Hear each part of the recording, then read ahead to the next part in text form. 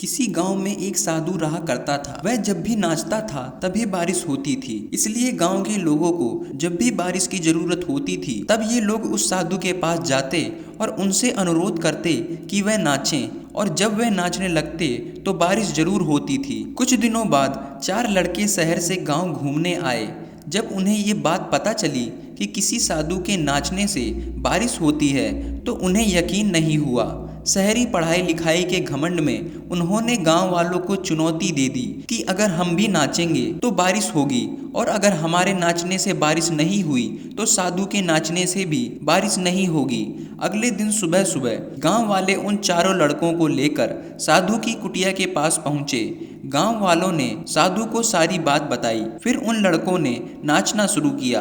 पहले लड़के ने नाचना शुरू किया। आधा घंटा बीत गया। फिर पहला लड़का थक कर बैठ गया, पर बादल नहीं दिखे। कुछ देर बाद दूसरे लड़के ने नाचना शुरू किया और 1 घंटे बीतते बीतते वह भी थक कर बैठ गया। बाकी दोनों लड़कों ने भी ऐसा ही किया, पर बारिश नहीं हुई। अब साधु की बारी थी। उसने नाचना शुरू किया। 1 घंटा बीत गया, पर बारिश नहीं हुई। साधु फिर भी नहीं रुका, वह नाचता ही रहा। नाचते नाचते 2 घंटे बीत गए, पर बारिश नहीं हुई। 4 घंटे बीत गए, पर बारिश नहीं हुई। लेकिन साधु तो रुकने का नाम ही नहीं ले रहा था। धीरे धीरे शाम ढलने लगी थी। तभी बादलों की गड़गड़ाहट सुनाई दी और थोड़ी देर बाद जोरों की बारिश होने लगी। यह देखकर चारों लड़के दंग रह गए और तुरंत साधु से क्षमा मांगी। फिर चारों लड़कों ने साधु से पूछा, बाबा भला ऐसा क्यों कि हमारे नाचने से बारिश नहीं हुई और आपके नाचने से बारिश हो गई?